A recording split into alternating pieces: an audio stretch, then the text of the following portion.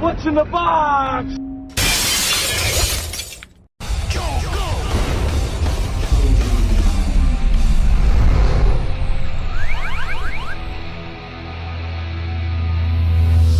20th Century Fox transforms the motion picture screen into Planet of the Apes. It shouldn't have worked. A movie where Charlton Heston dukes it out with talking monkeys who have taken over the world sounds ridiculous on paper. But on film, Planet of the Apes became one of the top 10 hits of 1968, and one of the greatest science fiction franchises of all time, pumping out a new sequel each year from 1970 up until 1973, when the fifth installment, Battle for the Planet of the Apes, ended up being the lowest grossing movie in the franchise. For a long time, it was seen by critics and audiences as the worst movie to bear the Planet of the Apes name.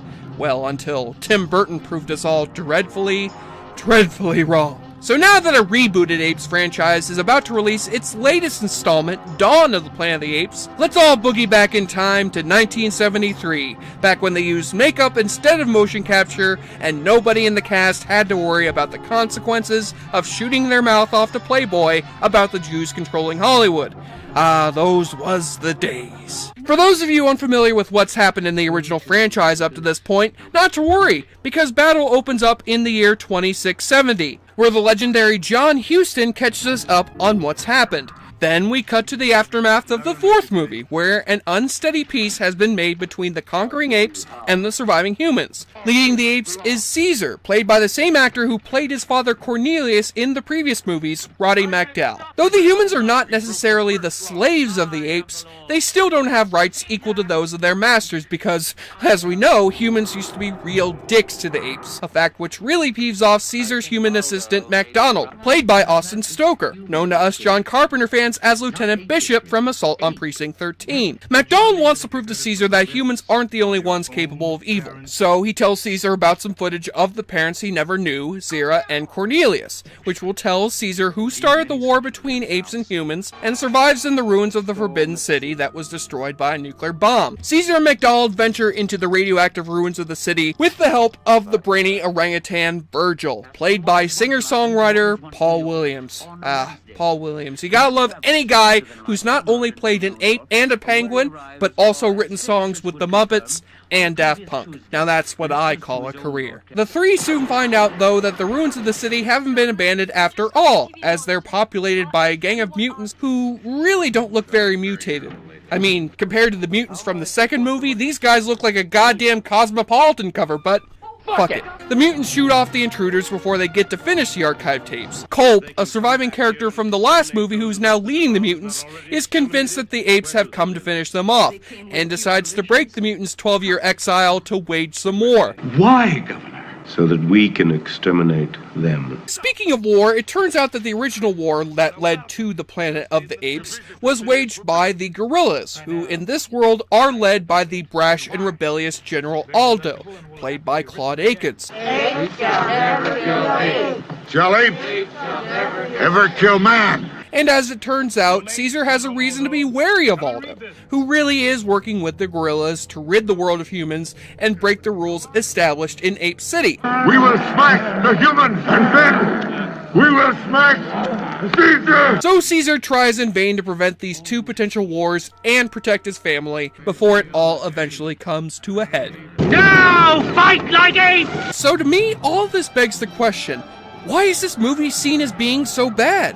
I mean, sure, the plot's a bit melodramatic, the action scenes are drawn out a bit too long, and the production values are very cheap compared to the previous installments. But I really don't see why this gets a 5.5 on IMDb and the Burton remake gets a 5.7.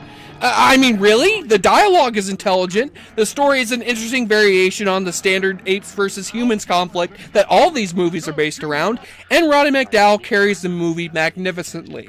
He does a great job as usual, especially considering he has to act through so many layers of makeup. Maybe it's because for fans of this franchise, there was nothing here that they hadn't seen before, and since this was billed as the last movie, they must have been expecting something epic. But instead, you get 12 or 13 mutants against a million apes. Yeah, not much of an epic battle, I agree. But I ran along with it just fine. Not to mention that there are some good performances from Paul Williams and Claude Akins. So even though I am a Planet of the Apes novice who's only seen the original and bits and pieces of the sequels, I think Battle for the Planet of the Apes is a solid entertainment. If not the epic finale this series probably deserved. So if fans out there think this is the worst of the bunch, hey, I understand. I just don't want you guys going ape shit on me!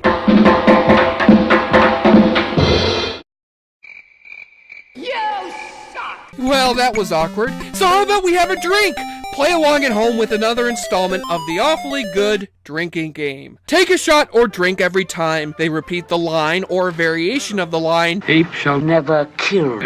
the pet squirrel of Caesar's son is mentioned or figures into the plot. What will you bring me back?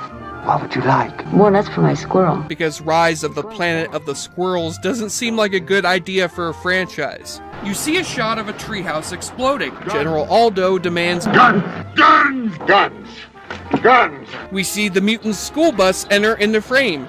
Seriously, you're gonna wage war in a school bus? Is Lord Humongous gonna turn out to be Mrs. Crabtree when you take off his mask? And take a double shot when you find out where John Landis is in this flick. Yeah, the John Landis is one of the extras in this flick, and I personally could not find him. If you can, feel free to reward yourself. And on the nudity watch, oh man, there's so much tits and vags that it's just, oh, of course there's no nudity in this movie. It's rated PG. Just watch Playmate of the Apes instead, you sick bastards. On the enjoyableness continuum scale from Boulder Bruce, Battle for the Planet of the Apes evolves its way up to a decent 7 out of 10. These apes are neither damn, nor are they dirty.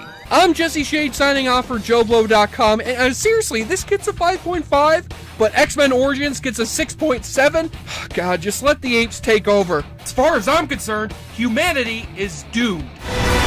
Joe Blow, he sure likes to drink a lot. Joe Blow watches movie like the hero man. Joe Blow, Are you a fan of Joe Blow? If not, you should be. Click below to subscribe to one of the best channels around, and click one of the other links to check out some other great videos from the Joe Blow Movie Network. Subscribe to our channel so you don't miss any of our exclusive videos that you won't find anywhere else. Or subscribe to watch the latest movie trailers as they become available. Thanks for watching, and we'll see you at the movies. drink a